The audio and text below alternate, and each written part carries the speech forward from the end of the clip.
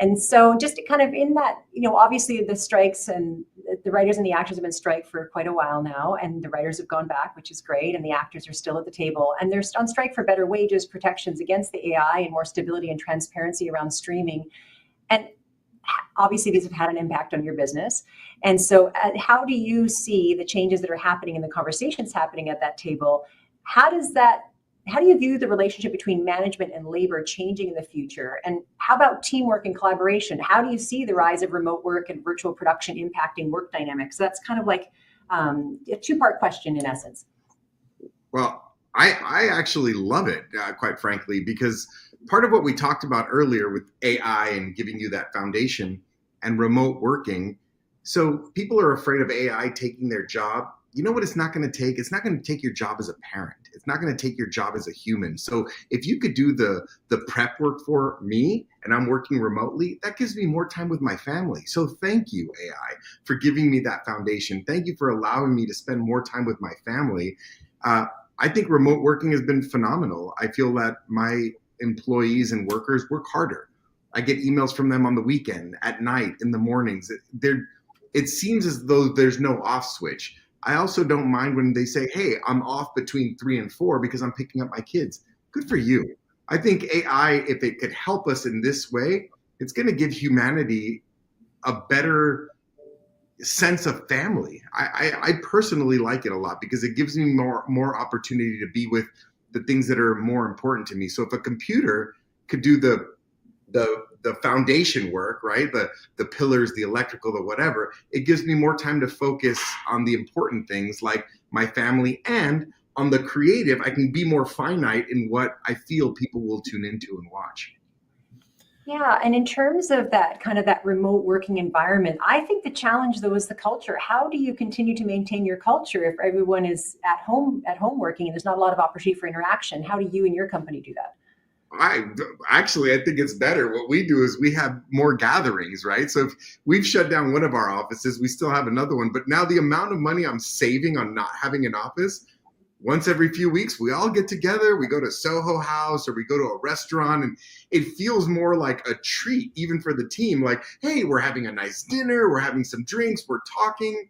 It feels like they're being rewarded when in essence, at the end of the day, we're actually saving a ton. So doing those activities that feel like a reward, it's still a saving. So I think from a team building perspective, it also feels more personal. It's not, all right, 3 o'clock, everybody in the conference room, we're going to have coffee and bagels. No, now it's like, let's go somewhere and let's spend some time together. It feels like you're out of that environment. Again, I'm genuinely enjoying this new era of remote working and support from AI. I think it's doing wonders for humanity if you take the right approach to it. Yeah, what an excellent perspective. And Steven, how about for your business? How do you see the rise of remote work and virtual production impacting work dynamics? Sure. So as far as the rise of remote work, I've got a pretty unique perspective on that. Prior to COVID, Cameo was about 125 people, split between Chicago and LA. We're about 80% in Chicago, 20% in LA, but all in office.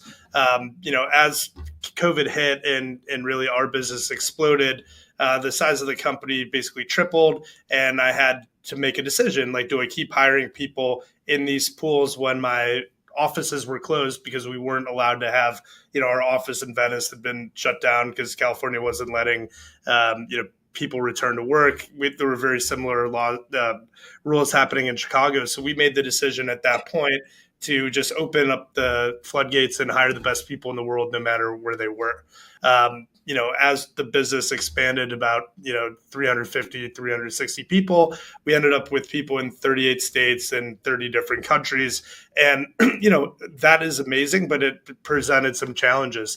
It's really, really good, I've found, for senior workers and for mid-level workers, like people that already know what they're doing, that really can be given a list to check off. And, it's saving the commute. I mean, when we were in Los Angeles, if you didn't live on the West Side, because our office was in Venice, he didn't work for us, right? And now we could go hire anybody in LA. It didn't matter what side of the 405 you were on. At the same time, Where I have found it to be a real struggle is with younger people. We've really thrived at Cameo hiring people right out of college. For many of our workers, this is their first or second job that they've had out of school. And, it isn't the same. We're not able to give the same like kind of hands-on training, especially on our sales team, which really is kind of a mini WME CAA mailroom, right? Where so much of the learning happens just by kind of osmosis. You hear the more senior people on the phone with talent, explaining to them, why they should come on the platform. And, when everybody's remote, a lot of those serendipitous conversations don't happen.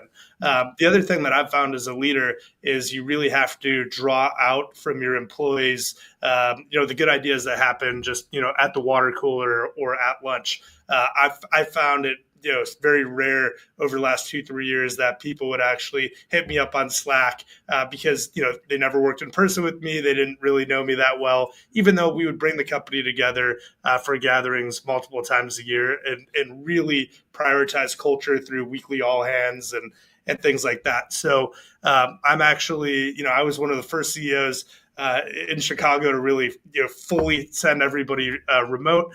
And I've, also in the last 2 years, really been trying to bring people back and reestablish an office culture here in Chicago.